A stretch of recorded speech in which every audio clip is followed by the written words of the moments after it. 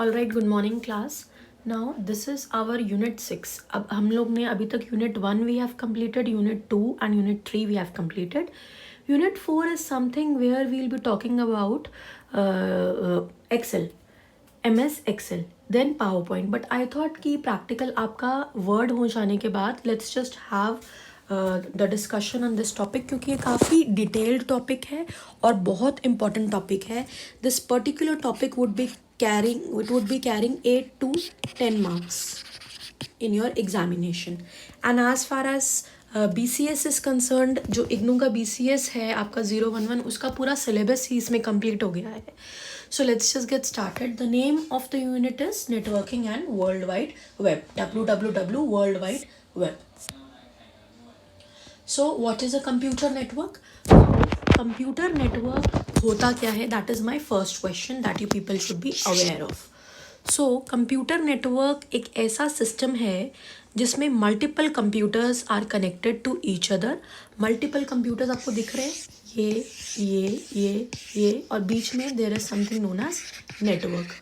ये सब नेटवर्क से कनेक्टेड होते हैं so that we can share the information and the resources. Resources could be anything and information with the help of emails that you can share. So that is how you are going to define a computer network. Very crucial unit from your exam point of view. Very, very crucial. Then second thing, what are the characteristics of a computer network? Why we are on a network? So the first thing abhi maine bataya, because we can share resources. Then it is creating files and storing them in one computer, and then you can get it through the other computer. For example, मैं अपना कुछ काम यहाँ पर कर रही हूँ and I can access the same thing in my office also. So creating the files and storing them in one computer and accessing it from the other computer is again a characteristic of computer network. Then जैसे मैं resources की बात कर रही हूँ sharing करने के लिए, so you can connect a printer, a scanner or a fax machine to one computer within the network, and then you can let other computers of the network use the machines available over the network. So these are certain features of computers network. Then the third topic, what are the computer network types? तो पहला जो type है इसके अंदर, let's say this is 3.1, that is PAN. इसको हम बोलते हैं personal area network. Now what is this network? This is the smallest network which is very personal to a user. Now this is very personal to a user. It may include Bluetooth enabled devices or infrared enabled devices. Infrared enabled devices सबसे अच्छा example मैं आपको दे देती हूँ, remote control. Remote control has the range up to 10 meters, और उससे होता क्या है, you can access your television. So that is very personal to you as a user. ठीक है. Next type of network is local area network. ठीक है. तो लोकल एरिया नेटवर्क क्या होता है, यहाँ पर the computer network is spanned inside a building. यहाँ पर आप बिल्डिंग के अंदर स्पैन होते हो and it is generally termed as LAN. ये जो है ये एक ऑर्गेनाइजेशन का ऑफिस आप समझ लीजिए, स्कूल समझ लीजिए, कॉलेज समझ लीजिए, यूनिवर्सिटी समझ लीजिए. Let's just have a look in the picture. देखिए, for example we have certain computers, certain work stations, एक प्रिंटर और एक सर्वर. तो एक छोटे से ऑर्गेनाइजेशन के लिए हमारे पास LAN होता है. So it can vary from at least as 2 to as much as 16 million users. Then 3.3, the third type of network is metropolitan area network. So metropolitan area network is going to expand through a city. ठीक है, ये एक city में expand हो जाता है. For example, you can see that here I am covering the house. एक house में भी वो network है, एक hospital में भी है, मंदिर में भी है और एक organization में भी है. तो it is covering a city, you can say. So it is spanned over a city. So that is known as metropolitan area network. Then 3.4, that is the fourth type of network, wide area network. As the name suggests, wide area means it is going to cover the provinces as well as the whole country also. ठीक है। तो wide area network में हम ये भी बोल सकते हैं that it is the combination of MANs and lands.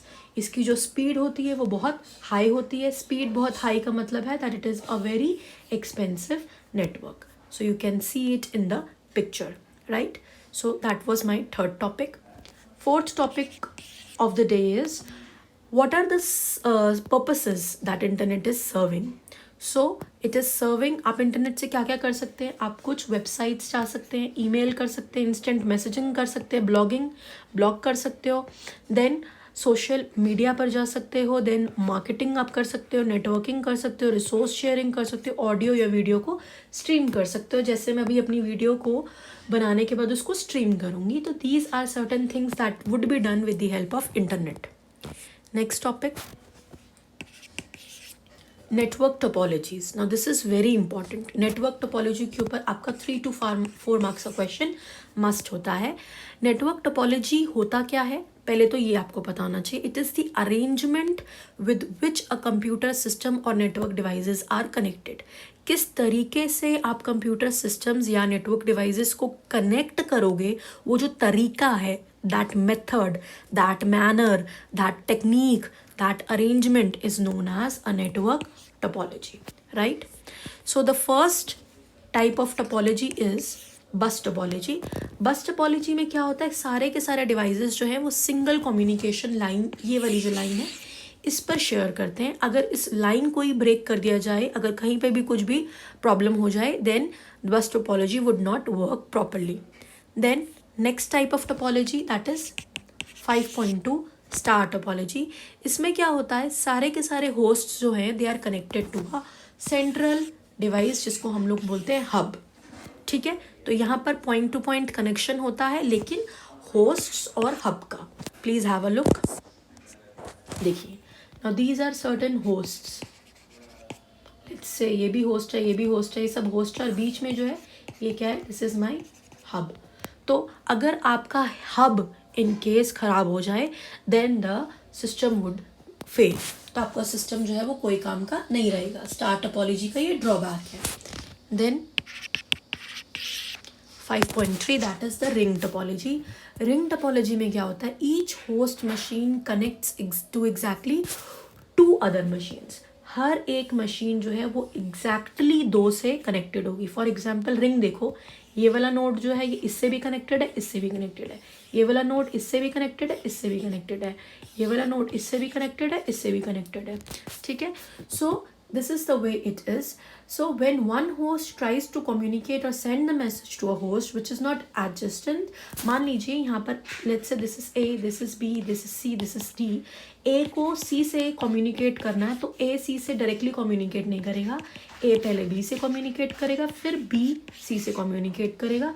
तो जो B है it is known as intermediate hosts. इसको हम बोलते हैं intermediary या intermediate होस्ट, क्योंकि ये बीच का काम कर रहे हैं, इंटरमीडिएट का काम कर रहे हैं. So to connect one more host in the existing structure, the administrator may only need 1 extra cable. तो कुछ प्रॉज हैं, कुछ कॉन्स हैं, कुछ एडवांटेज है, कुछ डिसएडवांटेज है. डिसएडवांटेज जैसे failure of any host will result in the failure of the whole ring. अगर एक भी होस्ट फेल हो गया, पूरा का पूरा जो सिस्टम है मेरा वो बेकार हो जाएगा. That was my third topology. Next fourth topology is mesh topology. इसमें क्या होता है, a host is connected to one और मल्टीपल होस्ट. एक होस्ट एक या फिर एक से ज़्यादा होस्ट से कनेक्टेड होता है. ठीक है, इसको हम बोलते हैं मेश टोपोलॉजी. जैसे कि this one, now this one is connected to here, to here, to here, to here, और अगर वो चाहता तो वो किसी और से भी कनेक्ट हो जाता है. Likewise, if I talk about this one, this is connected to this one, now this is connected to this one also, this one also, this one also. So let me just say, अगर मेरे पास यहाँ पर है A, मेरे पास यहाँ पर है B, यहाँ पर है C, D और E, तो A C से भी कनेक्ट होगा, D से भी, E से भी. ठीक है, और B जो है वो भी C से, D से और E, सबको सबसे कनेक्ट होना है. That is something known as mesh topology, right? That was my fourth sort of topology. Then fifth and the last topology that is tree topology. Tree topology को कभी कभी हम लोग बोलते हैं hierarchical topology. Now this is the most common form of network that is use presently. आजकल हम बहुत ज़्यादा यूज़ करते हैं क्योंकि इसके अंदर कुछ प्रॉपर्टीज़ बस की भी होती हैं, कुछ प्रॉपर्टीज़ स्टार की भी होती हैं. होता क्या है इसमें देखिए, ये जो है ना this is the central node, इसका कुछ चाइल्ड, ठीक है, और उसके फर्दर चाइल्ड्स. तो इस तरीके से ये एक हिरार्की बनाकर चलता है. तो अगर आपका ये रूट नोड है यही खराब हो गया तो आपका ये जो स्ट्रक्चर है हिरार्की का पूरा खराब हो जाता है. But still at in the present scenario we are using it. So I hope I am clear. That was the fifth topic that we have done. Now the sixth topic is about computer network security. अब computer network पे हम इतना सारा काम कर रहे हैं, so we will have to take care of the security also. So security is under threat. कैसे? बहुत तरह के कुछ रीजंस होते हैं, सिक्योरिटी थ्रेट्स होते हैं. फॉर एग्जाम्पल 6.1 में इसको दे देती हूँ, दैट इज इंटरप्शन. इंटरप्शन क्या होता है? It is a security threat in which availability of the resources is attacked. आप बोलते हो कि मेरे पास ए के पास एक रिसोर्स है जो वो बी को भी दे देगा, सी को भी दे देगा, डी को भी दे देगा और भी जिसको जिसको देना है उसको दे देगा. लेकिन ऐसा नहीं हो रहा है. ए अवेलेबल नहीं करा पा रहा है अपना रिसोर्स बी को या किसी और को. तो इसका मतलब बीच में क्या हो रहा है? कुछ इंटरप्शन हो रही है. For example a user is unable to access its web server और the web server is hijacked. So that is interruption. Then privacy breach. Privacy breach में क्या होता है? The privacy of a user is compromised. Someone who is not authorized person is accessing or intercepting the data sent or received by the original authenticated user. मान लीजिए अगर A कोई message भेजता है B को, तो A जो message भेज रहा है वो बीच में चेंज हो जा रहा है. Now that is being compromised. That is being changed. और वो चेंज्ड मैसेज बी को मिल रहा है और बी जो है वो मिसलेड हो रहा है. बी को नहीं समझ में आ रही है कि जो मैसेज आ रहा है इज इट एक्यूरेट और नॉट, और इज इट ऑथेंटिकेटेड और नॉट. That is known as privacy breach. आपकी जो प्रिवेसी है वो आपने ब्रीच कर ली है, चोरी कर ली है. Next integrity. That is the third type of threat when it comes to security.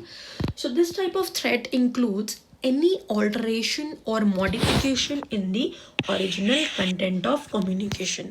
जैसे आपने privacy breach किया, बिल्कुल वैसे आप ये भी बोल सकते हैं कि जो इंटीग्रिटी है वो मेंटेन नहीं हो रही है, इंटीग्रिटी चेंज हो रही है, ओरिजिनल कंटेक्स्ट जो है वो चेंज हो रहा है.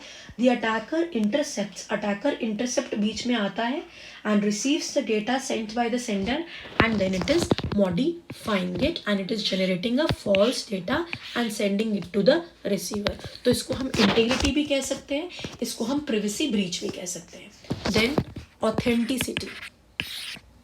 Now this threat occurs when an attacker or a security violator poses as a genuine person and accesses the resources or communicates with other genuine users. Again, authenticity, आपकी authenticity ही चोरी कर ली है.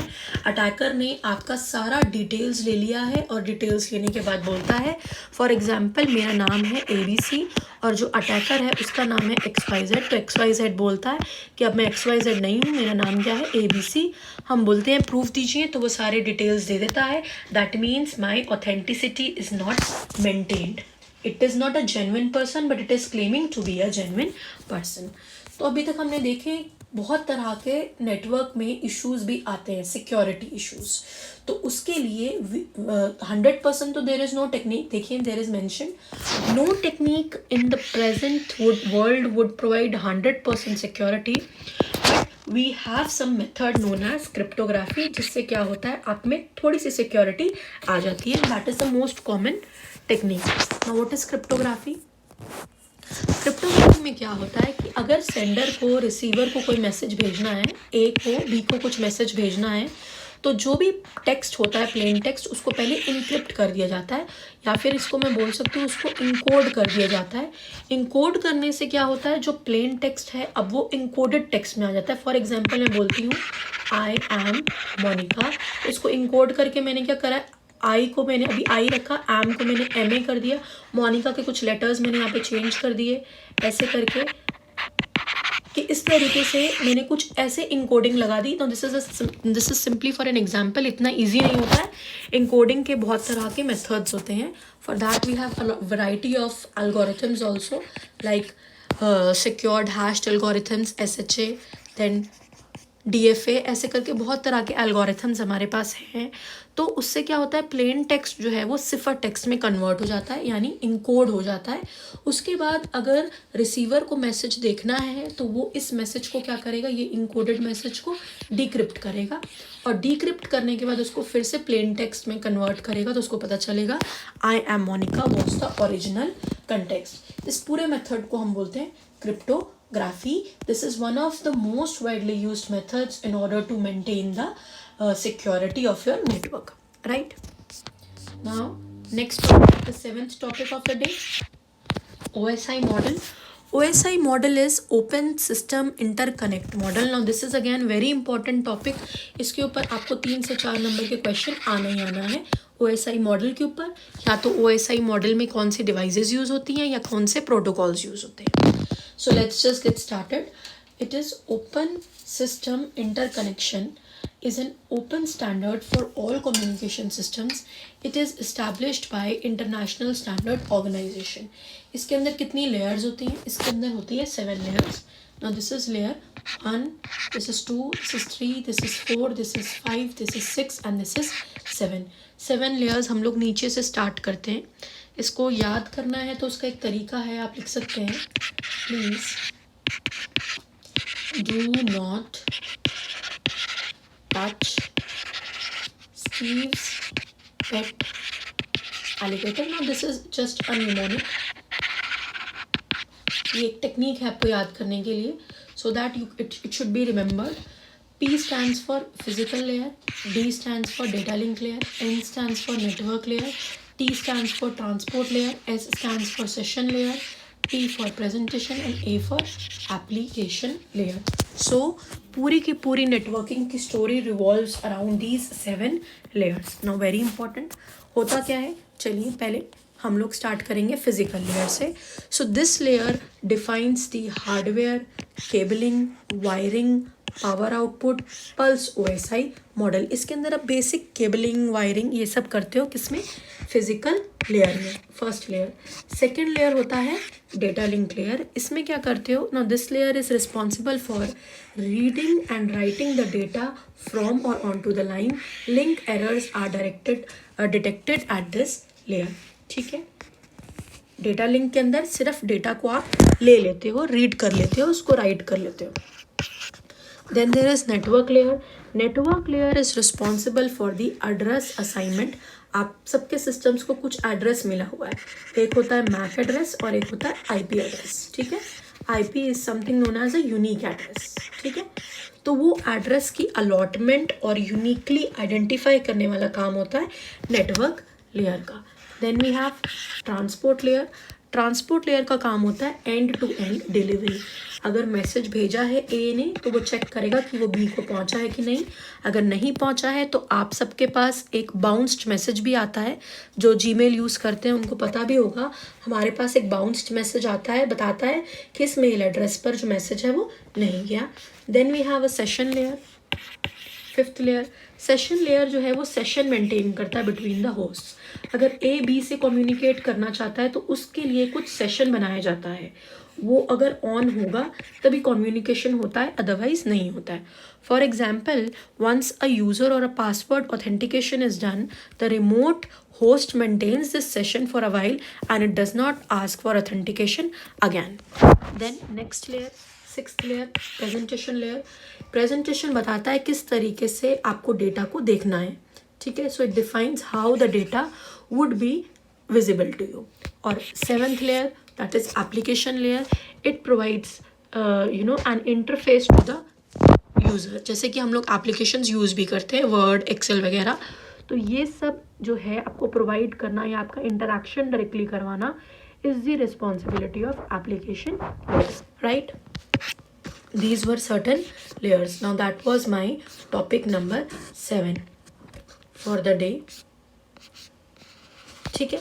अब अगर आप देखेंगे, मैंने यहाँ पर नोट्स में दिया है, अगर फिजिकल लेयर हो रहा है तो फिजिकल लेयर में कम्युनिकेशन होता है in the form of bits, the basic units. Data link layer में बिट्स भी हो सकता है और बाइट्स भी हो सकता है। नेटवर्क लेयर में आप पैकेट्स यूज़ करते हैं। Packets means group of bits या फिर बाइट्स, जो 2⁻10 में होता है, ठीक है। और यहाँ पर आप TCP/IP यूज़ करते हैं। ये कुछ प्रोटोकॉल्स हैं। प्रोटोकॉल्स क्या होते हैं would be our next topic. Protocols, you can understand these are certain rules regulations that has to be followed at each layer. Transport layer के अंदर मैंने अभी बताया, एक होता है TCP, ट्रांसमिशन कंट्रोल प्रोटोकॉल, एक होता है यूज़र डेटाग्राम प्रोटोकॉल। इसका काम होता है sending end retrieval of messages ठीक से हो रहा है कि नहीं। यहाँ पर पैकेट्स और फ्रेम्स है सेम ही चीज़, लेकिन इसका नाम अलग है। यहाँ पर कुछ प्रोटोकॉल्स यूज़ होते हैं, अभी नेक्स्ट टॉपिक वही रहेगा। फॉर एग्जाम्पल यहाँ पर यूज़ होता है ट्रांसपोर्ट लेयर पर FTP, TCP, UDP, ARP, RARP। ये क्या होता है that I will be telling you. Session layer ये चेक करता है कि सेशन इनेबल है कि नहीं। प्रेजेंटेशन लेयर पर एज सच कोई आपकी प्रोटोकॉल्स नहीं है। एप्लीकेशन लेयर में सिर्फ आउटलुक दिखाया जाता है। इसके एग्जाम्पल दिए मैंने HTTP, HTTPS, DNS एट्सेट्रा, ठीक है। तो ये कुछ प्रोटोकॉल्स हैं जो हर लेयर पर यूज़ होते हैं, ठीक है। तो प्रोटोकॉल्स क्या होते हैं वो हम करेंगे, और उससे पहले हमारे पास है कि हम क्या क्या डिवाइसेस यूज़ कर रहे हैं। तो let's just talk about the devices first. Let's say now that was my 7th topic, so this would be my 8th topic. ये आपसे पेपर में पूछा जाता है कि हर लेयर पे कौन सा प्रोटोकॉल या कौन सा डिवाइस यूज़ होता है। तो the first networking device is modem. Modem क्या होता है? Modem is a device that enables a computer to send और receive the data over telephone और केबल लाइंस। मॉडेम को कभी कभी हम बोलते हैं मॉड्यूलेटर, डी मॉड्यूलेटर। देखिए इसके अंदर दोनों काम होता है। मेन फंक्शन जो मॉडेम का होता है वो होता है to convert the digital signal to analog signal और वाइजे वर्सा। अगर डिजिटल से एनालॉग है तो वो काम होता है मॉड्यूलेटर का। Modulator converts digital data to analog data, और डी मॉड्यूलेटर का काम है एनालॉग से वापस डिजिटल में आना। आपसे ये डायरेक्ट क्वेश्चंस पूछे जाते हैं, ठीक है। अब एनालॉग का मतलब हुआ वो डेटा जो कि in the form of waves हो। डिजिटल का मतलब वो डेटा जो in the form of these brackets हो। ये क्या होता है? जब नीचे है दिस इज ऑफ, ऊपर जा रहा है तो ऑन, नीचे है तो ऑफ, ऊपर जा रहा है तो ऑन, नीचे है तो ऑफ, ऊपर जा रहा है तो ऑन। सो दैट मीन्स मेरा जो डेटा है that is 0 1 0 1 0 1 dot dot dot, ठीक है। तो इनका जो कन्वर्जन होता है वो काम होता है आपका मॉडेम को। That is the first networking device. Modem के भी टाइप्स होते हैं। For example first type is simplex. Simplex क्या करता है? It can transfer the data only in one direction. ये सिर्फ एक ही डायरेक्शन में ट्रांसफर करा जाता है। हाफ डुप्लेक्स मॉडेम जो होता है ये क्या करता है? इसका कैपेसिटी होता है to transfer the data in both the directions. और फुल डुप्लेक्स जो होता है it can also transmit data in both the directions but simultaneously. यानी अगर मैं सिंप्लेक्स बोल रही हूँ वो सिर्फ अगर इसी एरो में जा रहा है। हाफ डुप्लेक्स पहले ये कंप्लीट होगा फिर वापस जाएगा। फुल डुप्लेक्स पैरेलली आप ये सब कुछ चला सकते हैं। So simultaneously both the directions would work when we'll be talking of simplex, full duplex. So ये जो है ये थे आपके types of modem. So that is the first networking device. ठीक है। और क्या क्या networking device होती हैं आप प्लीज़ देखेंगे। पेपर में मैंने ये चार्ट दिया है, ये चार्ट आप ज़रूर रेफ़र करेंगे। हमारे पास नीचे से स्टार्ट करने पर 7 लेयर्स हैं। 7 लेयर्स को कैसे याद करना है वो मैंने बताया, उनका क्या क्या रिस्पॉन्सिबिलिटी है। और उसमें एक जगह पे बिट्स है, एक जगह पे फ्रेम, पैकेट, सेगमेंट्स, और यहाँ पर मैसेज। डेटा को हम ऐसे बोलते हैं इसमें, और इन सब पे कुछ नेटवर्किंग डिवाइस है। Now in your question paper the thing would be asked is कि जो नेटवर्किंग डिवाइस होती है, जैसे कि यहाँ पे मैंने दे रखा है hub, repeater, modem, switch, bridge, router, firewall, gateway, ये कौन कौन सी लेयर में यूज़ होती हैं। तो आपको पता होना चाहिए hub, repeater, modem is used at layer 1, switch and bridge at layer 2, router at layer 3, firewall at 4, gateway, और गेटवे से ऊपर जो भी है तो आप बोल सकते हो कि 5, 6 और 7 लेयर पर आप गेटवे यूज़ करते हैं। ये नेटवर्किंग डिवाइसेस होती क्या है that is our next topic. इसको डिटेल में हमें करना है। तो फिजिकल लेयर पे जो हब्स यूज़ होते हैं ये क्या करते हैं, ये आपके लैंस के सेगमेंट्स को कनेक्ट करते हैं। Then it contains multiple input output ports and when the signal is at any input port the signal would be made to all the output ports। अब कुछ इस तरीके का होता है, इसका एक इनपुट होता है और सेवरल आउटपुट्स हो सकते हैं, ठीक है। देन मॉडेम मैंने अभी आपको बताया, मॉडेम जो है वो भी आप फिजिकल लेयर पे यूज़ करते हैं। एक और नेटवर्किंग डिवाइस है जो आप फिजिकल लेयर पे यूज़ करते हैं, उसका नाम होता है रिपीटर्स। रिपीटर का काम क्या होता है, मान लीजिए आपकी सिग्नल की जो स्ट्रेंथ है बहुत ही कम है, बहुत ही वीक है and you want it to be used, आप और नहीं लेना चाह रहे हो। For example if it is 52 kbps something like this and you want the speed to be there to be maintain, तो आप क्या करते हो, एक रिपीटर लगा लेते हो। रिपीटर क्या करता है, वही स्पीड को रीजनरेट करता है। So it regenerate the analog and the digital signals which are distorted. तो ये तीनों के तीनों जो डिवाइसेस हैं आप फिजिकल लेयर में यूज़ करते हो ना, this has to be kept in mind. Next thing, data link layer पे आप यूज़ करते हो ब्रिजेस। ब्रिजेस एक ऐसा नेटवर्किंग डिवाइस है जो आपको इंटरकनेक्शन देता है विद अदर नेटवर्क्स जो कि सेम प्रोटोकॉल यूज़ करते हैं लेकिन डिफरेंट नेटवर्क पर हो सकते हैं। देन स्विच क्या होता है, स्विच एक मल्टी पोर्ट आप ब्रिज ही बोल सकते हो, ब्रिज की तरह ही होता है जो कि आपका मैक एड्रेस को यूज़ करता है और डेटा को फॉरवर्ड करता है। तो इसको आप बोलते हो switches and bridges that are used at which layer, DLL layer। then we have routers। Router भी एक स्विच ही होता है, स्विच लाइक डिवाइस होता है। रूटर का काम होता है वो एक राउटिंग टेबल यूज़ करता है और उस टेबल के हिसाब से वो जो है वो फॉरवर्ड करता रहता है डेटा पैकेट्स को based on their IP address. मतलब ढूंढता है रास्ते में जहाँ पर कम नॉइस है, जहाँ पर डिस्टॉर्शन कम है, उसी जगह पर उसी रूट पर वो रूट कर देता है based on the decisions of the incoming packets. तो रूटर्स हम यूज़ करते हैं नेटवर्क लेयर पर। Then we have B routers. B routers को हम लोग बोलते हैं ब्रिज रूटर, यानी हमने रूटर के साथ एक ब्रिज भी लगा दिया। So it would be acting as a bridge as well as a router.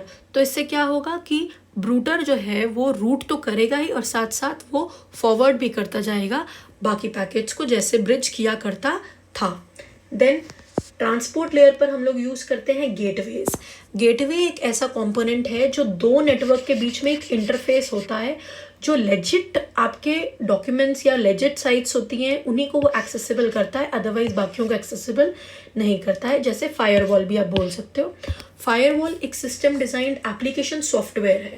अब गेटवे एक कंपोनेंट है लेकिन फायरवॉल का काम सेम है, पर्पस सेम है, but it is an application software to prevent the unauthorized access to or from a private network. Some of the functionalities of firewall are packet filtering and proxy server।